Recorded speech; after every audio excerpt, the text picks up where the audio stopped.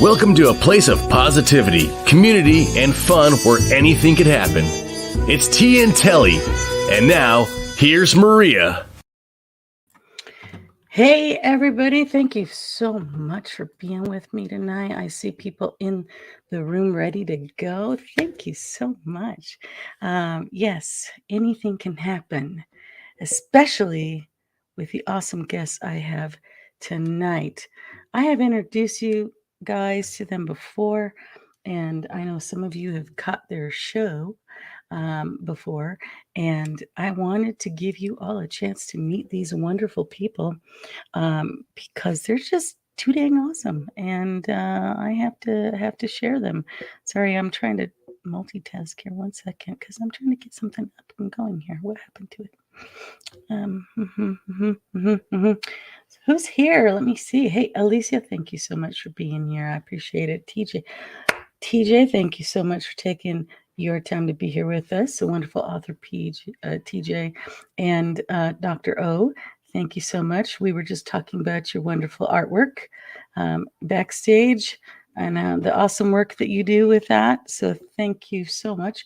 And John, hey, thanks for being here. Good to have you. Andy Masterson, the creator himself, thanks so much for being here. And, oh, hang on, I got to turn the volume down over here. Okay. And who else? I saw somebody else sneaking in here. R.C. Scott, another author, wonderful guy here. So thank you all for joining me tonight. And let me bring on my guests. We're just waiting on PJ a little bit, but he'll come strolling in for us in the meantime. Oh, yeah, I have April as well. Thanks for being here. Let me bring on my guests. Ladies first, Miss Jessica. Thank you so much for being here. Hello. Hey, ladies always come first. Ladies where I'm from. Always come first. Mike's in the back going, really? Yeah, be used to that. Oh, no, he's lucky. He gets to come hang out with two chicks. So he'll be fine. Yeah. He's like, yeah. And let me bring on our wonderful guest, Mike. Don't feel left out. I'm not left out, and that is my rule also. To the best of my limited ability, ladies always come first. Yeah. Thank you, Mike. Thank you. Thanks. Thank you. From the whole group of women, I thank you. All the ladies in the house, thank you so much. Everyone is saying hello to the lovely guests that we have here. TJ, thank you so much for saying hello to Jessica. Also saying hello to Mike. TJ is a wonderful author. Has a lot of books out. Good stuff. And let me see, who else am I missing in here? Okay, so yeah, it's so fun to have you guys here because what's hard when I'm watching your show and you guys are saying or doing something, I'm like, but I want to talk too. It's so fun. You guys have such an awesome show, and you guys work so well together. There's some teams that you put together and the chemistry sometimes will work for some, like PJ and I work well together, you two work well together, and that's what makes an awesome team. So how long have you guys been working together? Well, I'm going to jump in because Mike's been going through the podcast and the show all over again, and when he went through the first episode again, he goes, geez, we just took off running, didn't we? We had literally, I think we did maybe one. We didn't even do a test episode. I don't think. I think the first episode we recorded, right? We did not. I got a call from John Champion at the Roddenberry Podcast Network on a Tuesday. So, and he offered, an opportunity to demo this. So I went back and rewatched an episode of The Orville for the first time because it had been on hiatus for a couple of years. Took some notes, got together with Jessica. I knew who Jessica was because she's world famous and multi-talented. But we had not sat down face to face before we recorded that demo and shot that off to Earl Green to edit. Showed it to Rod that night, and he loved it. And we actually ended up using that demo as episode number 1. So as far as episode 1, season 1, episode 1, how long had we known each other? Exactly as the length of that episode was how long we knew each other. by the time we had done. Oh my gosh. And I just rewatched it, and I just was so pleased with how we hit the ground running, because I thought, okay, Yeah. it's been a year, man, it's going to be awkward to hard go back to and watch. watch, particularly myself. Yeah. But I went back and I was just like, and I've got to give credit to Jessica. I mean, she just, from the get-go, just kind of gave me the confidence and sort of the freedom and the right advice and the right little words of encouragement at the right time to make the show work. So I think the world of her. Wow, Oh. that's a huge compliment. I will say, in my extreme experience of working with partners, and I'm sure you can attest to this with PJ, two people that offer the same thing usually won't work well together, even though they have great ideas together. And Mike and I offer different things that make us work really well together. He's, punctual and organized and really thoughtful, and I'm messy and impulsive and out of my mind. So those two things create a great balance. Yes. And yeah, I think there was a moment where I was like, oh my God, I feel like I noted you really hard, but I think you were also so receptive. So actually I didn't really second guess, like going, hey, think about this, think about that. You were so open to a couple thoughts. Because also at the end of the day, when someone's like, you should do it like this, you should try it like that. Those are all Right. opinions. Yeah. You know what I mean? Right. You might find the right people who are like, I love it when you can't complete sentences. Sure. You'll find your audience. But Mike was Right. really like, you were hungry for knowledge, and I think you were really ready for this next step in your life and your career. And you took off running. It was awesome. And it was fun. And, in particular, reading the recap, which we put a lot of work to because we try to make it, funny and bring back all of those things that people sort of think are strange or funny or notable during that Right. first watch. And let them know, hey, we noticed that too. So, Right. but I'm used to, I've got a background. I've done a little podcasting. I do some voiceover work. And if I mess up, I usually go back and do it again. And the whole idea behind Mission Log The Orville is we wanted it to look and appear and feel like a live show. So I think the first time I was like, time out, I got to start out. Jessica was like, no, you don't, man. Just power through. Just power right. through, stick the landing and dig your heels in was exactly Right. what you told me. And at that point, from that point on, I was like, if I mess up, you can't go back when you're having a live conversation. Right. You can't, you just have to say, let me rephrase that. What the cat meant to Sure. say was, Totally. That's why I ask for clarification all the time. I'm like, wait, am I making sense? Hold on. Yeah, Because like 100%. my mouth is going way slower than my head is usually. Right. But Maria, it's really good that you say that you guys wanted to have a conversation with us, because I think that that's a good success.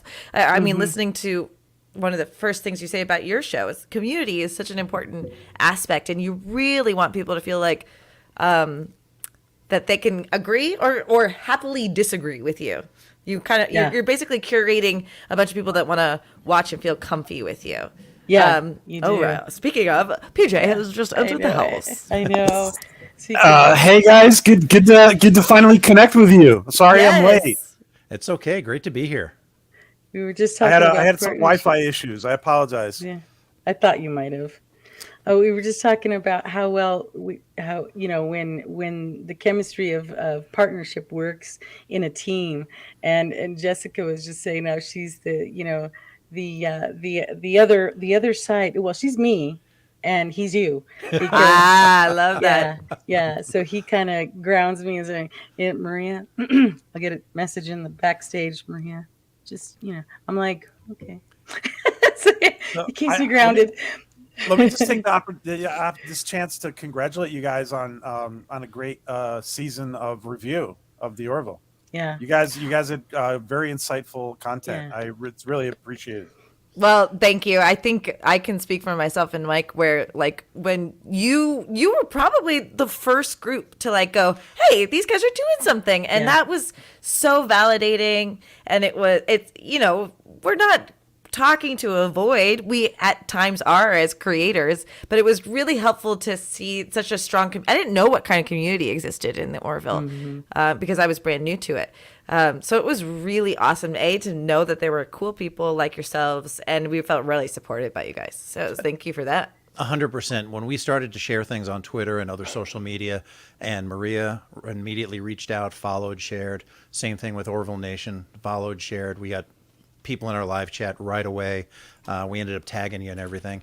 And if you think about it, some people from the outside could look, these are two different, YouTube and podcast and shows that review the same show.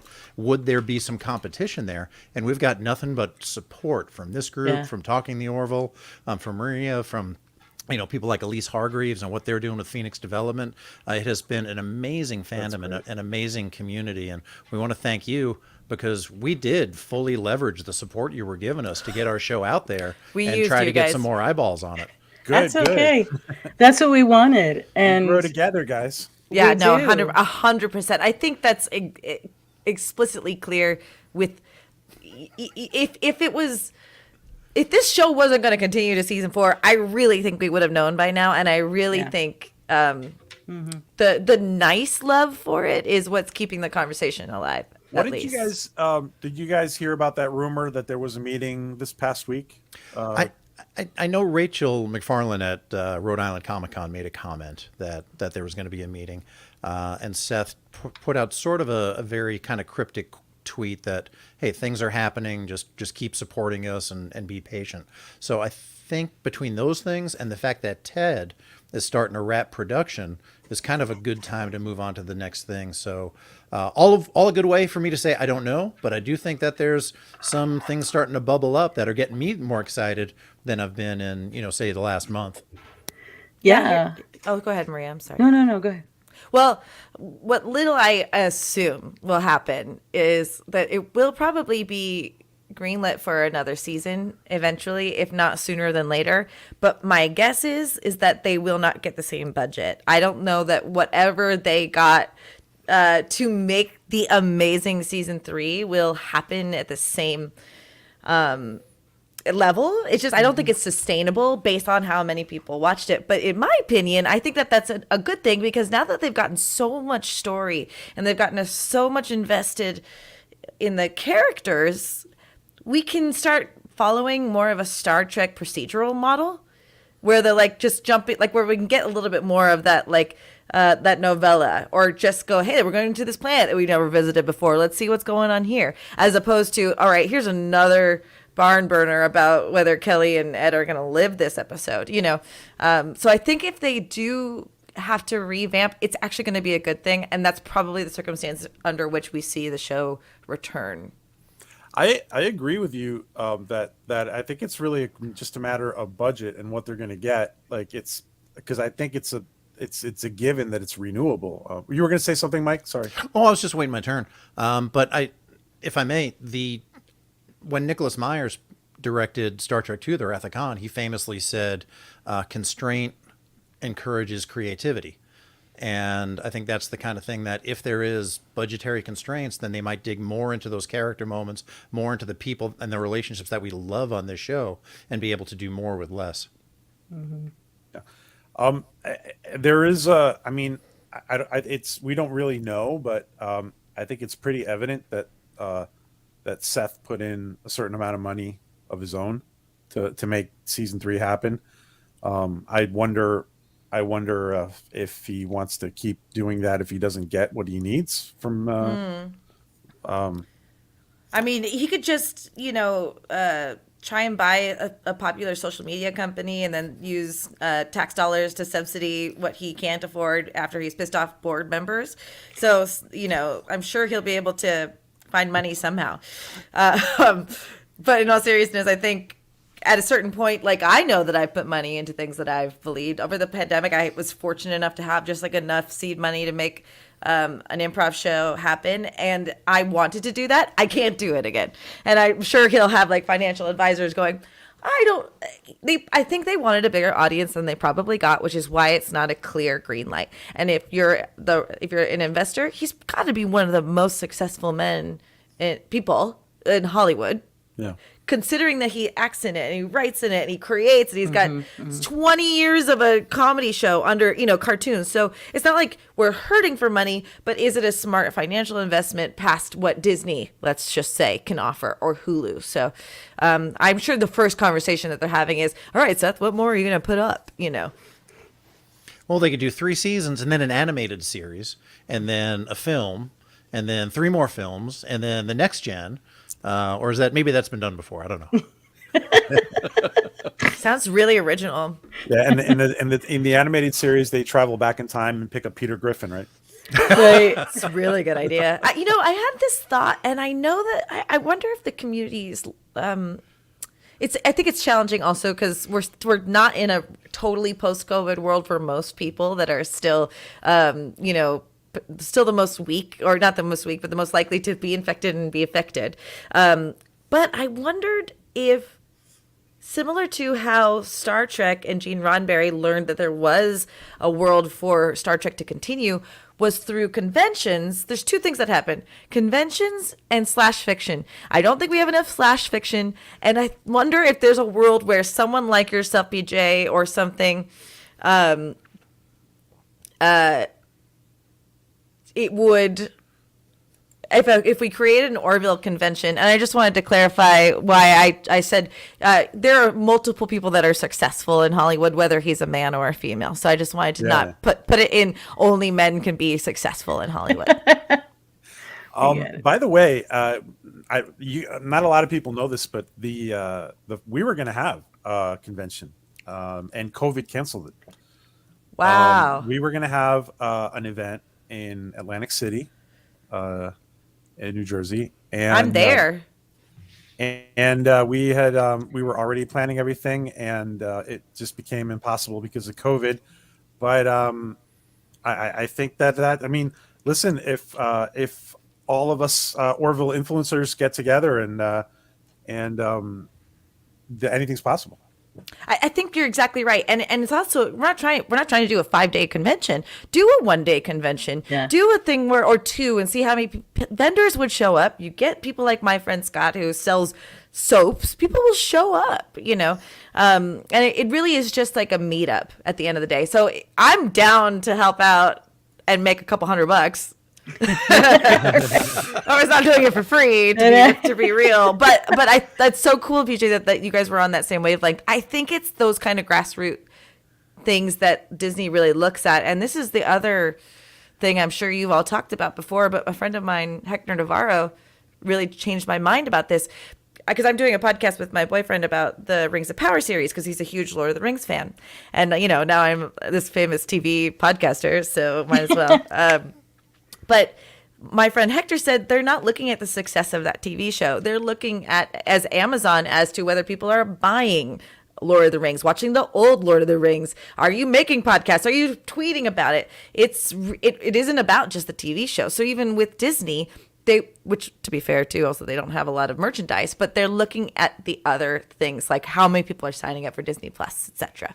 over it. Mm-hmm. Yeah, those are all great points, and how much buzz is getting on social media. I mean, likes and dislikes are both just as important, or both equally important, just as long as people are talking about it and chatting about it. Have you thought about doing anything virtual, like what they did with Trek Talks last year, and they're doing again this January, where they got a bunch of sci-fi celebrities together to, in this case, raise money for the Hollywood Food Coalition, but it could just be for people to who can't travel or maybe get together online and do a day long. We love the Orville and we want a season 4. Yeah, I know what I'm sorry, Maria, you were going to say something? No. I know what. Yeah, Ryan and Melissa we're doing over with on the virtual TrekCon, which is a really good idea. We actually participated in that. They included the Orville. I'm thinking that personally, I would like to just wait and do something in person. I might. There's also a possibility that instead of doing a big convention, we might do maybe like a big meetup, like Jessica was saying, one on the East Coast and one on the West Coast, maybe. Atlantic City sounds perfect, though, right? Doesn't it sound like, okay, Star Trek Las Vegas is great, and then let's do low rent Atlantic City. It's such a friggin' great idea. Actually, perfect for the Orville compared to that. Yeah, and I can go to either one, East Coast, West Coast, either way. It's not we not get a it, problem. Mike. Sorry. Let me ask you a question. What you guys? Because I missed the first couple minutes, and you guys may have talked about it. How long? how long is your role? How long have you guys been involved with Roddenberry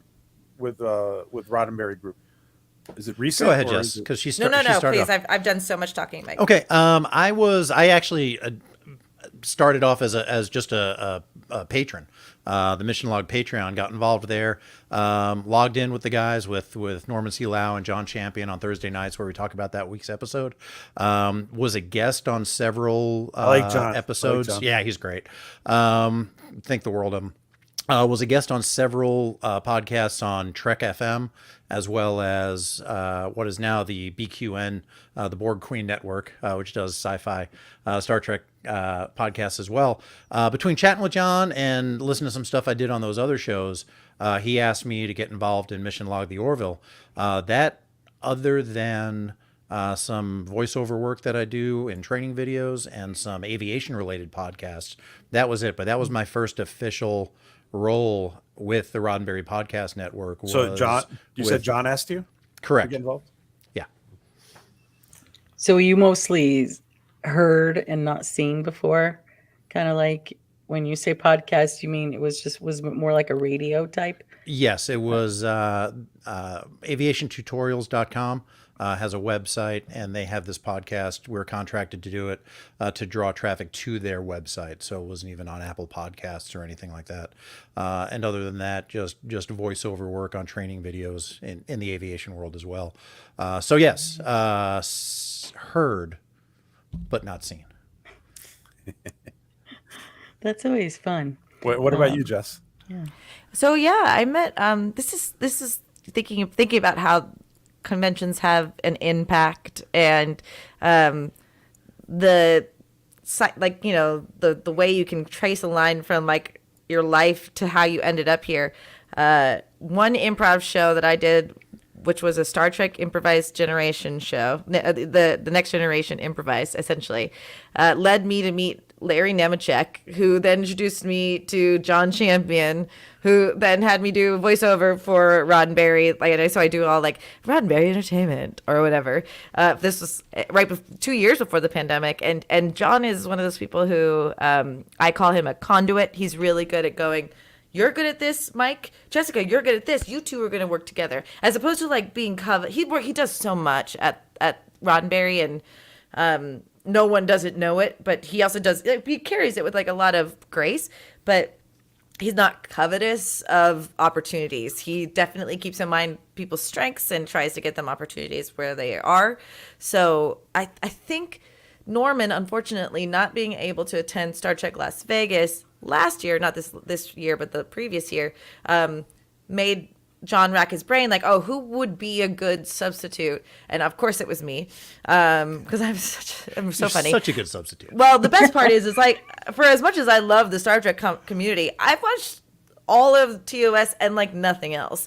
I'm definitely an advocate for. That's not true now, obviously. Like in the last 2 years, I've Lower Decks and all those things. But like what I really loved was different than what everyone else knew. And I'm a huge advocate for like, don't gatekeep just because I don't like this one show or whatever. Just let me like this part. Encourage me to watch the show you like or leave it alone. So basically my point in mentioning that is I BS my way through the whole convention. It was great. And John and I, the rapport between John and I is different than Mike and I, because there's mutual respect, at least between Mike and I. John, I just can dig at him, but the thing is, he throws curveballs at me in the most fun way. So Rod Roddenberry got to meet me there, and I think when because Rod's idea was to do this show about the Orville because he's a fan. Yeah. When my name got bandied about, it was a quick yes, I think.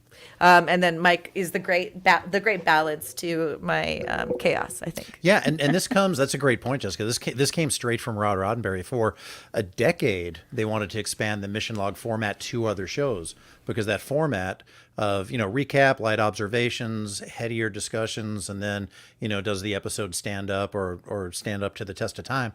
That format you could apply to the Love Boat or the Twilight Zone or any one of a number of shows. But the first one that Rod wanted to tackle or decided to tackle was the Orville, because of his love for the show.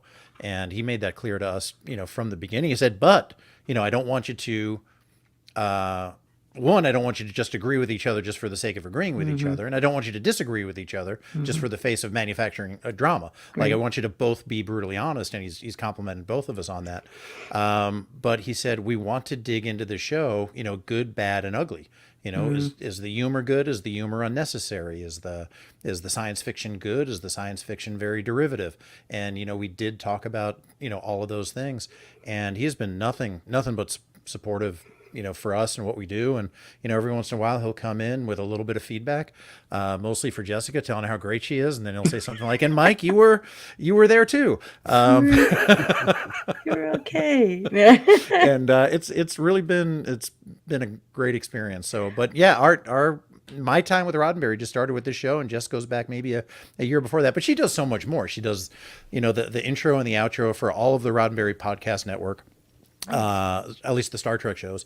She does, I'd say on an average one a week of our Sci-Fi 5. Oh, that's right. And you're doing writing for that now, podcasts. Mike. Yeah, and I've been doing some writing for Sci-Fi 5. So I'm kind of going backwards. I'm going from in front of the camera to heard but not seen, and now I'm just writing, so getting further and further away. But I'm doing some writing for Sci-Fi 5. I did the episode that covered the life and career of Adam West, which was amazing. Trying to condense 8 decades of acting into a 5-minute podcast, but it was a great experience. And then also 2 other episodes on top of that. Did you include him ending up on Family Guy? I did. Oh yeah, it was. Oh, that's so important, right? Yeah, it was so important. That's probably one of his biggest roles Yeah, ever. because just out of sheer determination, grit, working through the typecasting, trying to avoid it, then maybe learning to embrace it. He was back on prime time and did 117 episodes of Family Guy. And when he finally left us, when he finally left us, he was really, really in many ways at the top of his game, and wanted to keep working until he literally couldn't anymore, and that's what he did. So I through that project, I gained just a ton of appreciation, insight, and respect for one man, one career, and you can say that of so many other people that dedicate their life to whatever their passion is, and it's just an opportunity to gain a little empathy. Currently, I'm working on Isaac Asimov's I, Robot, when that novel premiered, nice. which that episode will drop December 2nd, I believe, somewhere along that line. So that's been fun. Well, you guys are really, I love the formula you have too. I think it's perfect, the balance of comedy and the seriousness. There are times where I've gone away crying, either crying from laughing so hard or crying because what you've gone through is very moving. And so it's a joy to watch you two. And you both bring up, you are balanced. You both bring up valid points on either side. I'm like, I agree with them. Oh, but then she brought up so it's just kind of like you do make people think about it. And you're right. There's a lot of other channels that do the Orville reviews. But there's a couple that do it in a different spin. One is PJ's when he does that. His is fun and unique from others, but you guys also have this unique way of going even further backstage than most people get the opportunity to do, and to see other views and stuff. So that's why I've always encouraged our community of Orwellians to go check out what you guys are doing, because the conversations are just like stuff that I don't have the courage to do. I have to admit, I don't have the courage to do it. And you guys nail it. And I'm just like, wow, it blows me away. I have a question for you guys. Thank you. Thank you. We all know that there are some fans that feel that they've been left behind in the sense with some of the newer Trek. I sense that the fact that Rod is, letting you guys review the Orville, I feel that's a step forward with like healing and being inclusive and just like trying to bring people back together again. How do you guys? Would you guys interpret that in a similar way? Go ahead, Mike. I think that, for one, the DNA in the Orville comes very much from Star Trek, with Andre Bormanis and Brandon Braga and folks from the show, Seth's love for Next Gen, and we've all read that when he found out that Brian Fuller was the showrunner for Discovery, he kind of felt that it was going to be dark and gritty, and wanted to kind of counterbalance that with something that was more in the light of Next Gen and the original series and other influences that we've all had. So I think one, and I can only speculate on Rod's motivation, that it was just a love and a respect for the show itself, and wanting to expand that mission log format to other shows. As far as what's going on with newer Star Trek and fans maybe feeling like it's not for them, longtime Star Trek fans feeling like it's not for them, I feel like right now with 5 series, there's really something for everybody. My 2 favorite series of the 5 new Star Trek series are the 2 animated series, Prodigy and Lower Decks. I think they're done so well. The music is so good. There's wonderful character development in all of them. And somebody else, I talk to people and listen to reviews online of people that watch Discovery, and every single episode touches them in a way, and they feel represented in a way that no other TV show has been able to touch them. And I love that for them. And I think it's a fine TV show. It doesn't touch me in the same way, but I think it's great that there's something for everybody. And when you look at, the philosophy of infinite diversity and infinite combinations, now maybe we're getting closer to having an infinite number of Star Trek shows to touch an infinite number of people. That's true. And something to keep in mind too is Rod's an executive producer on the show, but has no creative input on the show, and he's open about that. And one of the things that draws me to the community that they cultivate is we're not hearing people in their community be judgmental of what people like and what they don't like. I really feel like a community stings from the head down, for good or for worse, right? So you really do see in Rod, hey, this might not be my favorite TV show, but I really support it, and they're trying to do, like, he probably will be openly, I won't put words in his mouth, but I'll be openly critical, and he won't tell us to not be that way, right? And there is a difference between being critical and being nasty about it. So, in fact, it was Rod's idea to have such a structure. I'm not a very structured person when it comes to content. And so he was the one who wanted to put, this is next, and this is next, and this is next. So all of the deep diving and all of the jokey, funny was him allowing us to be that way. And he didn't necessarily want us, if we didn't like the show, I wasn't going to lie. You know what I mean? I wasn't going to be like, thank God we finally have this show. When we got to meet Seth and interview him, I was very candid about, I didn't know if I was going to like the show. I wasn't going to hold back if I didn't, but gratefully I really love it. I think, I guess, again, it's like the person I want to be is someone that doesn't gatekeep someone from liking it. And so as far as like welcoming back an audience member, or people are like, hey guys, we see what you're going through. If anyone comes at us in that world, I'd rather question why they're that way, as opposed to, you're right, let's take you back into our shelter, baby, you very judgmental person. Everyone can be rehabilitated. But they also have the right not to like something. 100%.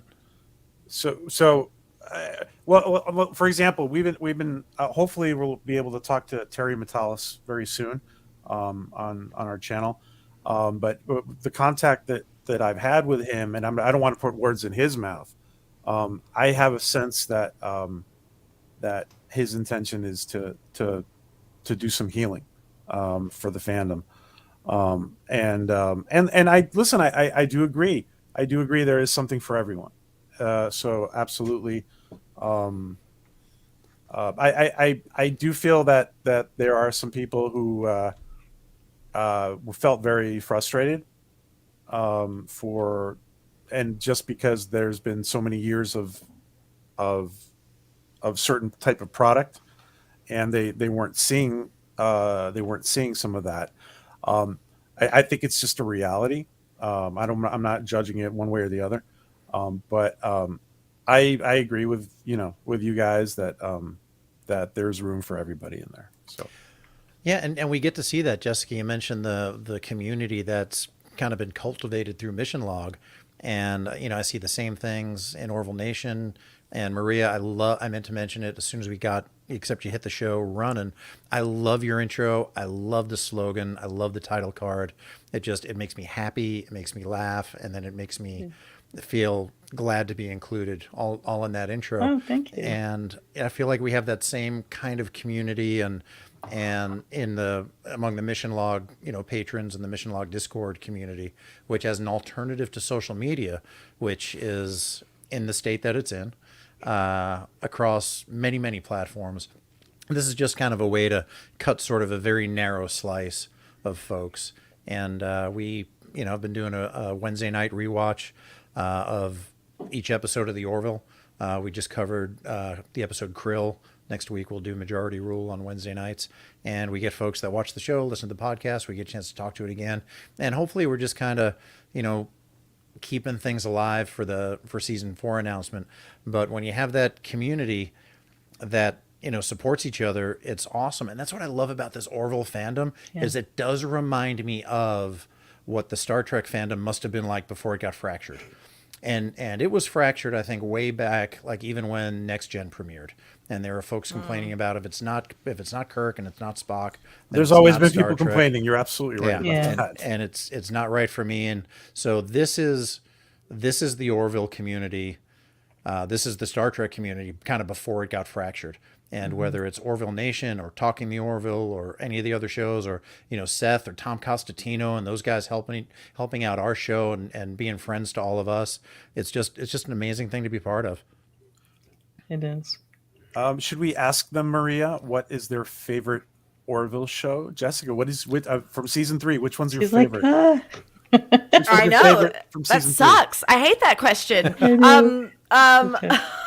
You can give us a ranking. Your top 3, maybe. No. I think so. The thing that I love is the Doctor and Isaac's relationship. That's like one of my favorite things. So when we finally see them get back together, or like earnestly, I think that's probably where I was at my happiest. But now I think the reason why I didn't want you to come to me is I actually need to look at the episodes to be reminded. Because, so this is what I'm experiencing with Rings of Power. I don't know if any of you watched it. A lot of people hate it. But a lot of people hate the idea of it. But if you really watch it as an 8-episode long movie, it's way more enjoyable, I find. Yeah. So in a sense, I kind of conflate that with the Orville. So much stuff happened that it was one long 12-episode narrative or 10-episode narrative. You don't have to get specific about the episode, but what was some of your favorite themes moments in season 3 moments? Well, okay, so I appreciate the because it all blurs together. That's right, exactly right. So I think getting to see Gordon. Scott Grimes really show his acting chops and really go for it, and getting another moment with the love of his life was really, really validating. It's beautiful. It's awesome. My friend Scott has a baby naming book called Naming Your Little Geek, and he pointed out to me that almost always pilots tend to be named Gordon or are characters that have that are kind of blue collary but have something to learn. So it's cool that he's named Gordon. I love seeing Laura Huggins, and I thought getting some of the. I think we knew this about the Kaylon, but kind of for lack of a better word, getting to humanize them and their situation, and that it was a really potent allegory for slavery, really helped. And Mike can attest to this. I'm not going to pretend that I like what's her face that died. Oh yeah. Oh gosh, how Charlie Burke. Charlie. I'm not going to pretend because of how she died that I like her now. I think what she did, though, was really important, and it is really cool to see them ideate that character and see it all the way through and watch truly the domino effect that she'll have with her decision and her impact. So I think they're big, broad strokes as far as that. It was really pleasing. I mean, and the Topa stuff. It's really. How dare you, PJ? How dare you? He would. I want you to know that was his idea. No. It's a great question. It's a great question that I have no answer for. One of the things I don't know if made it into the show, but like before we recorded, after Domino aired, I just sent Jess a text and I was like, "So Charlie Burke, like we still don't like her, right?"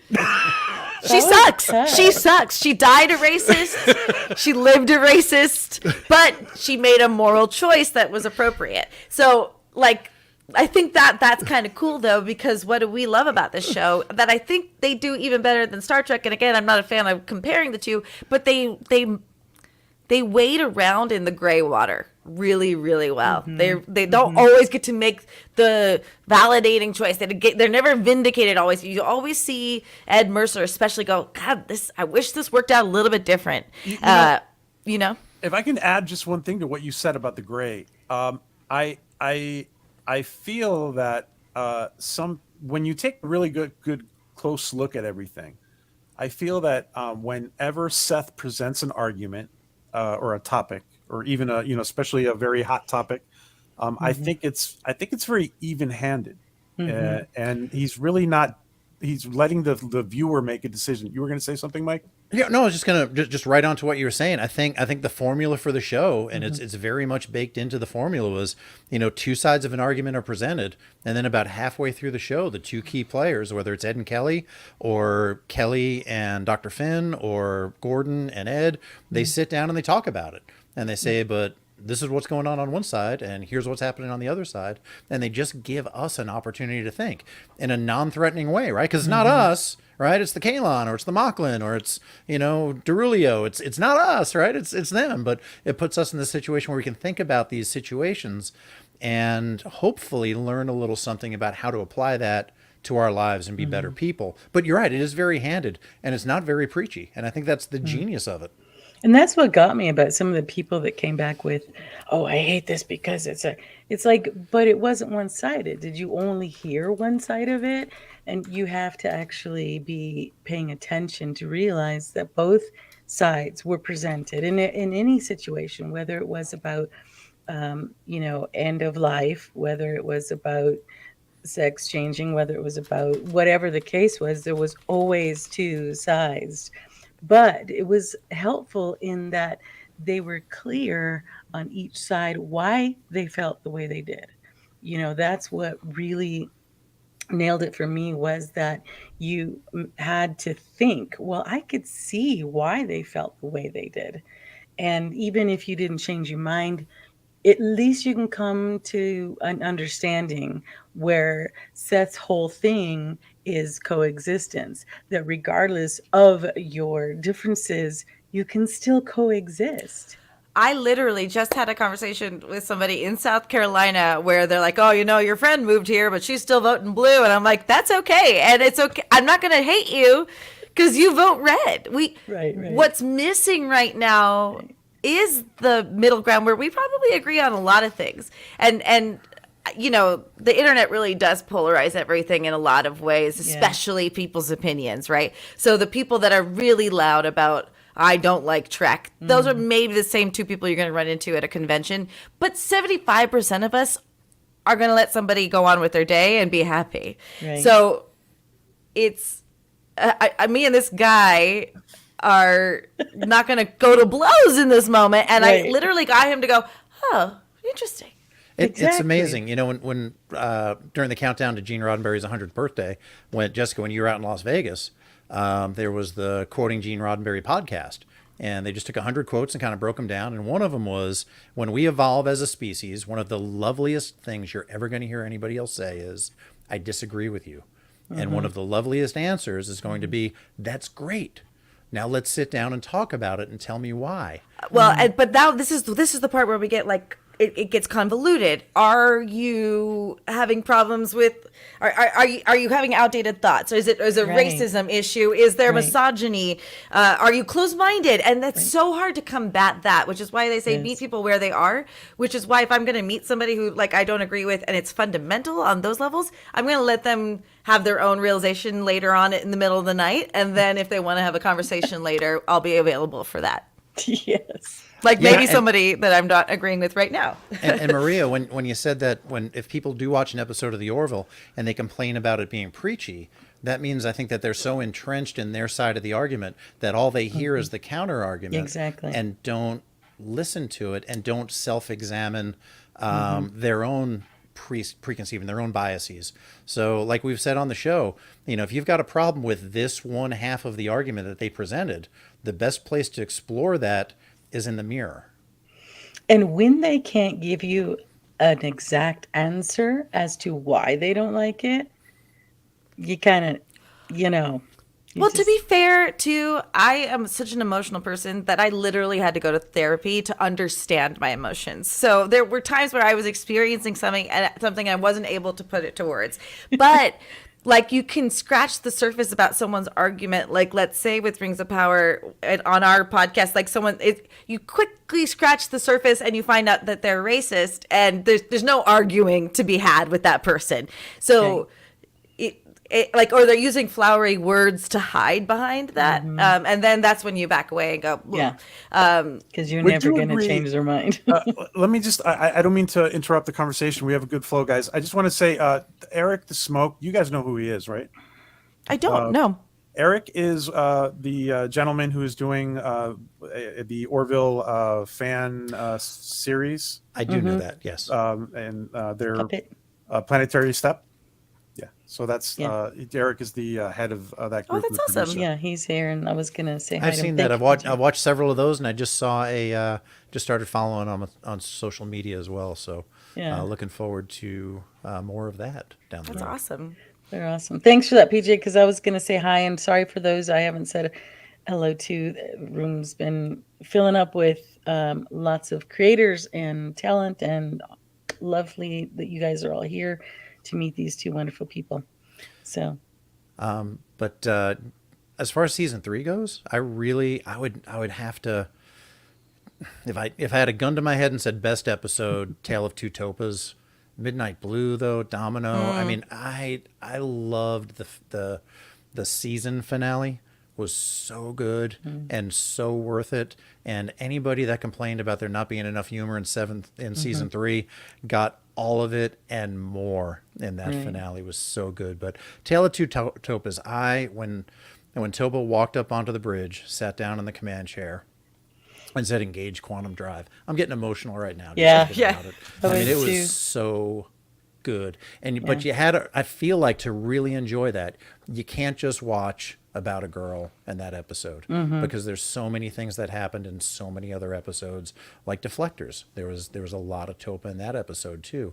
So unless you kind of go along that story along the way, and do I need to worry about spoilers on this show? I don't think I do. Not at but this there was point, yeah. okay. Not at But this there were point. so many good moments along the way that I don't think you'll appreciate that moment unless you watch the whole series all the way through.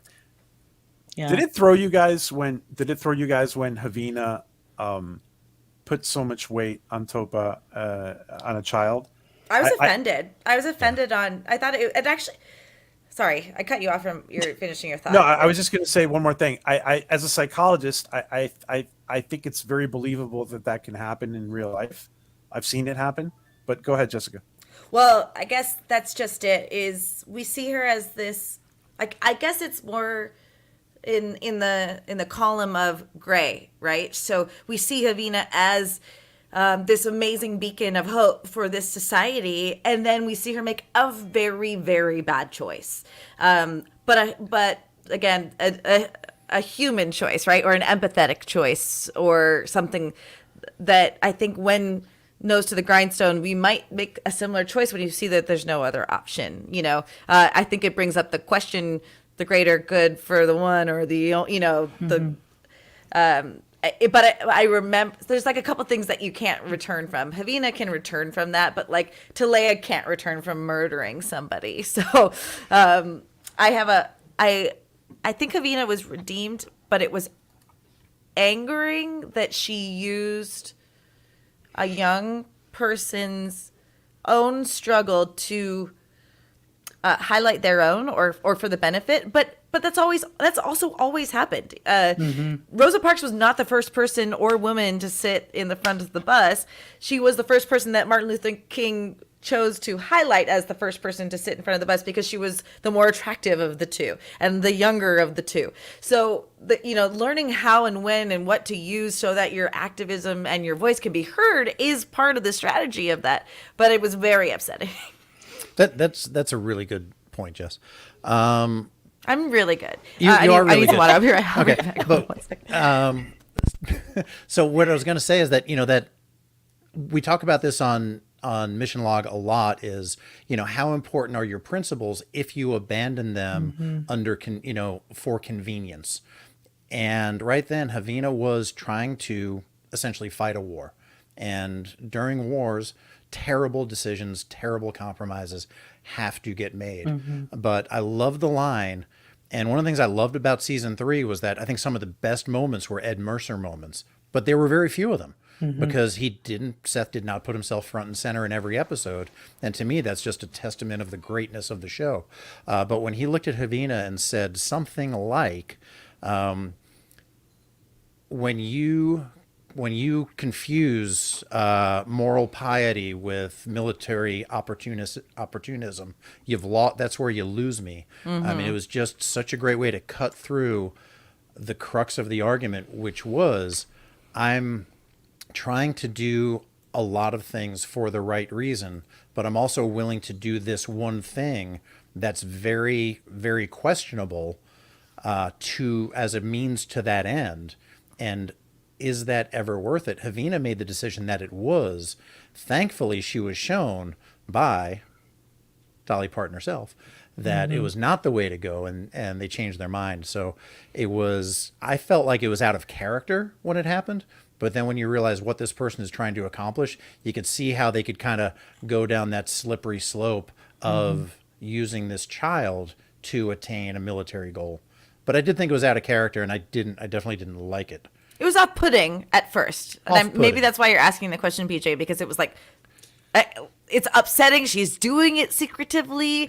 It's, also my dad taught me to be really questionable about people who are like, don't tell your parents. Right? It's so like in this moment, I'm going, she knows what she's doing is really, really wrong. Also, just to be fair too, Topa's an idiot. She was told not to walk off, and the first effing thing she does was walk away. Like, I get it. She's like, oh, look at the blue thing. But she was literally told not to do that and absolutely does that. So, and again, we wouldn't have a lot of the story in this season if it wasn't like, oh, don't touch the wall. Oh, obviously. But that was frustrating to me too. Yeah, that would have been harder. And I think we talked about that too. I had to think about it because I felt like you did. I was just so like, this is so out of character. This angered me that how could she do that? But then I also had to think about the other side. Well, she's desperate. She has no other choice. How else is she going to accomplish this? So I was trying to look at both sides of it to determine what would I do? How would I feel if I was trying to do something grand? And that was like my only, when you're thinking about saving a bunch of lives, I don't know. That was tough. That was really tough. Thanks, PJ. Yeah. And as a leader, one of the things that you're trying to do is maybe create, hire and train your replacement. And maybe there was some motivation there for Havina, who saw Topa and said, with the struggle this person has been through, this is somebody that can really fill my role for Mocklin women going forward. That may have been into it, but it was off-putting. Good word. Yeah. And also something that comes up in that episode is the fact that they were quite brutally torturing Topa. How did you guys feel about that? I thought it was incredibly well done. I thought it was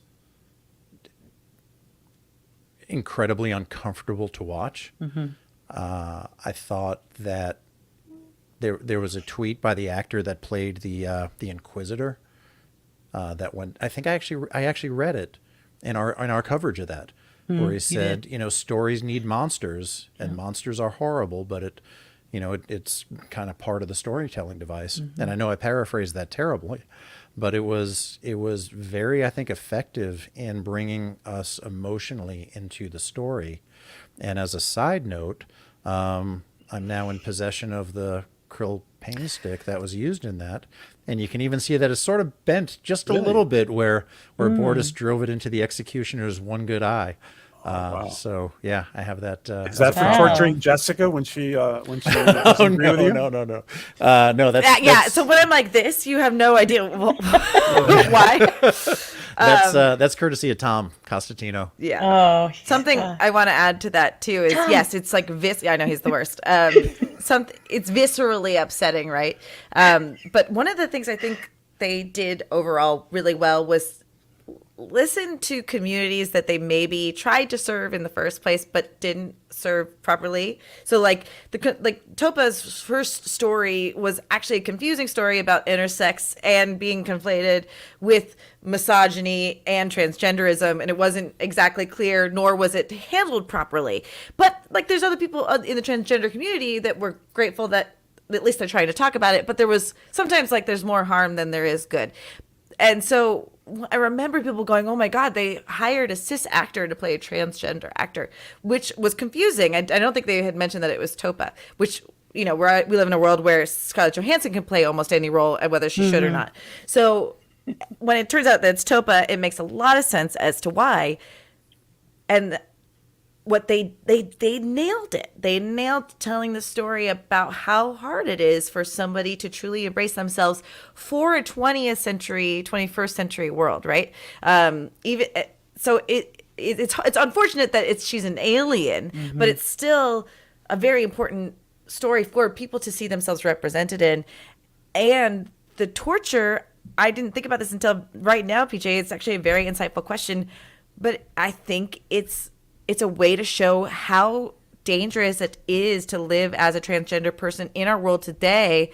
I believe the leading cause of death for Black transgendered people is abuse and violence. So just by existing to incur that kind of fear, like to be afraid to just literally walk down the street, it's kind of hard to watch, but it's good to get those stories out there to bring some awareness. And maybe some people's minds were changed because we can't watch that and be like, oh, well, she deserves it. Yeah, That's just torture. Right. It's true. Yeah, that's another layer we never even got to talk about on that show. Was I didn't think about it until that question. I think it was a really insightful question on PJ's part. I think that I think it fit the story well. And when we think about the old school fairy tales that our grandparents, Hansel and Gretel or whatever, there's some really dark stuff in in those old tales in different cultures. So I think it's very viscerally uncomfortable, very uncomfortable to watch. But I thought Maria, I thought it fit the story. What did you feel about that? No, it did, and it was something that it's an unfortunate part of reality, and it's I think it made a lot of people stop and think. It was hard to watch, but it was necessary, but it was done very well. There are others who've tried something similar to where people were just so mad and saying, "How dare you?" In this situation, you had a few where people were like, what the heck? But it was done really well. It wasn't overdone, but it was necessary. So, yeah, I felt the same way Mike did. Hard to watch, but very well done. I'm having a really great feeling. There's a good vibe between the four of us. I'd love to review an episode down the road with you guys. I would love to do that. Sounds great. Oh, that's a great idea. Well, again, just feeling good vibes from this community is what makes it really worth it, right? Like, I don't know that I put as much stock into how important it was to find people of the same ilk, and you guys really do foster the community that you want to be in, and by literally opening your arms and going, hey, come on in, it's really pretty okay, it's tepid. One thing that Maria and I do, I don't know if you guys have noticed this, because you may have not followed everything, but we will engage with everybody in the fandom. I mean everybody, like from this point to that point. We want to be as inclusive of everybody as possible. Because I think that, and maybe this is the psychologist talking, I think that if we're able to dialogue and talk about things, things are going to be better. So Yeah, Totally because agree. at this I fully point we agree. can't even get along together at a 4-way stop without wanting to kill each other. Totally. I don't know if you've driven in LA, but it is frightening out there. yeah, this is supposed to be an escape, and this is supposed to Right. be an escape from and be constructive. Right. And we can't be people cannot be divided in these, in our fandoms. We can't have it. Yeah, Jessica and I did a panel at Star Trek Las Vegas last summer on the Roddenberry Interactive stage, and we had John Billingsley and Robert Picardo, because they have obviously Star Trek vets who have been in the Orville, and we kind of compared and contrasted and those kind of things. But when we came out, the fans that were there, and they were there for the Star Trek convention, that came to our panel, were just so supportive of the show. And yes, it's an escape, but it's also an escape that gives us some recreation, and that recreation gives us a chance to examine things and think about issues ahead of time, so that if we're ever in that position or in that position again, we can be better people and treat other people better. And that's really what I love about the show. Good, bad, and ugly, and it's not all good, but it's way more good than anything else. And I just love being in the position to talk about it and kind of re-examine a lot of my preconceived notions and biases. And if anybody's willing to listen to Jessica and me talk about it and get something out of it, then God love you. Maria, can I ask them the crazy question now? I'm ready Okay. for this. I'm so ready for this. Okay.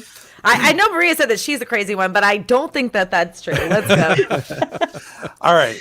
So, I know they said they corrected, then there maybe shouldn't be different Gordons in different parallel universes. Okay. But what about this?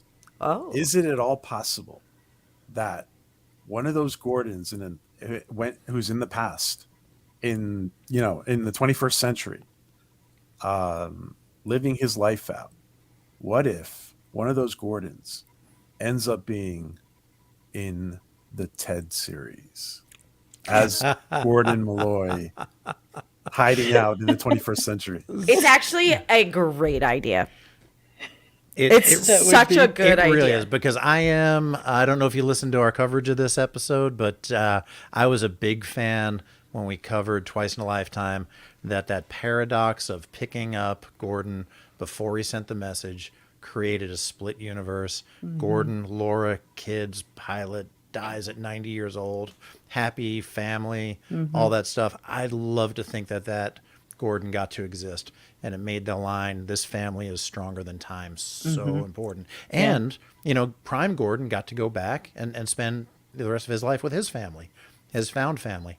So I am a big fan of the paradox, and I know there was some talk of fixing that. And if Gordon wants to take acting lessons, take Scott Grimes as a stage name, and star in the TED series on Peacock, which for those of you who don't know is a streaming service, then I think that's great. I second that. That would be fun. That's funny. It's a clever idea. I like it a lot. Yeah, because there's also several actors from the Orville that are going to be in the TED series. So Yeah, Lucella that's awesome. plays a major role in it, from I didn't Majority know that. Rule and the finale.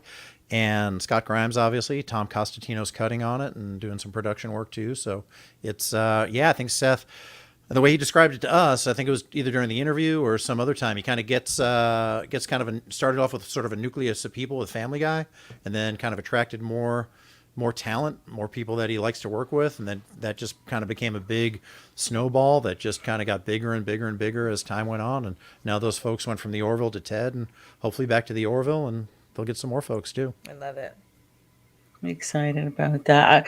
And PJ, I'm checking the time because I promised them an hour, and it's been an hour. But how are you guys doing? Have you guys had fun? This was so much fun. It's easy just to sit. It's nice that this is just our job. Do you know what I mean? Just to sit around and talk about what we like. It really is, and being, in between seasons right now, it's a really nice chance to talk and thank the two of you for all the support that you gave us on our show and sharing and watching and showing up for the live chats and just really just a heartfelt thank you for that. And I will never, ever in my life turn down a chance to sit down on a microphone and chat with Jessica, Lynn, Verdi, everybody. Yeah, it was fun. PJ was like, go grab people.